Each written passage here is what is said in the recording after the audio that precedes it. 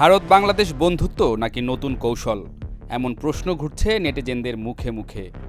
থাইল্যান্ডের বৈঠককে ঘিরে আন্তর্জাতিক ও আঞ্চলিক মহলে নানা ব্যাখ্যা বিশ্লেষণ চললেও ভারতের পররাষ্ট্র সচিব বিক্রম মিশ্রির সংক্ষিপ্ত কিন্তু ইঙ্গিতপূর্ণ মন্তব্য বৈঠকের গুরুত্ব বাড়িয়ে দিয়েছে বহুগুণ। বিমস্টেক সম্মেলনের সাইডলাইনে মোদি ইউনুস বৈঠক দীর্ঘদিন ধরে ফুঁসতে থাকা ভারত বাংলাদেশ দ্বিপাক্ষিক সম্পর্কে নতুন মাত্রা যোগ করেছে। বিক্রম মিশ্রি সাংবাদিকদের প্রশ্নের উত্তরে জানান, বৈঠকে শেখ হাসিনার প্রত্যর্পণ প্রসঙ্গ এসেছে, এর চেয়ে বেশি কিছু বলাটা এই মুহূর্তে সঠিক হবে না। বিশ্লেষকরা বলছেন, এই মন্তব্যের মধ্য দিয়ে ভারত কৌশলগতভাবে একদিকে বাংলাদেশের সঙ্গে সুসম্পর্ক বজায় রাখার বার্তা দিল, অন্যদিকে অভ্যন্তরীণ অবস্থান স্পষ্ট করতেও সতর্ক অবস্থান নিল।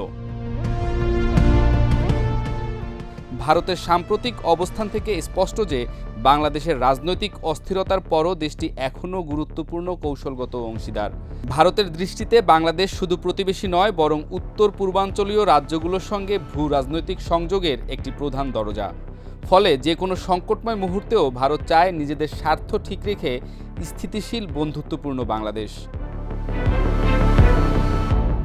অন্যদিকে ভারত বাংলাদেশ সম্পর্কের দীর্ঘ ইতিহাসে ভারতের এক ধরনের অভিভাবকসুলভ অবস্থান বাংলাদেশে জনমানসে মিশ্র প্রতিক্রিয়ার জন্ম দিয়েছে।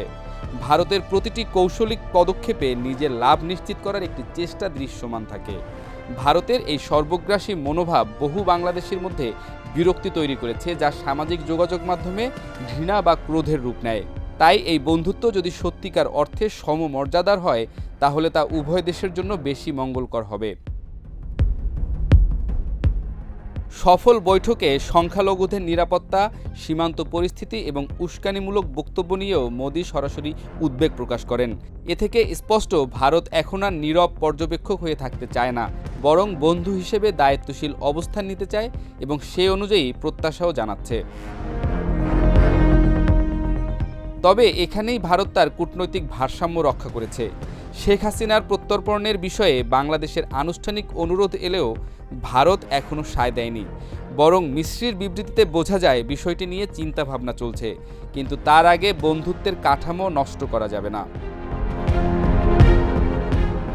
মোদি ইউনুস বৈঠক ছিল একদিকে বন্ধুত্বের হাত বাড়ানোর প্রত্যাশা, আবার অন্যদিকে নরম ভাষায় দৃঢ় বার্তা দেওয়ার নিখুঁত কূটনৈতিক চর্চা। বৈঠকের পর জনমনে এখন প্রশ্ন, এটা কি সমমর্যাদার বন্ধুত্বের নতুন শুরু, নাকি বাংলাদেশের রাজনীতিতে ভারতের আরেক ধাপ অন্তর্ভুক্তির কূটনৈতিক সূচনা?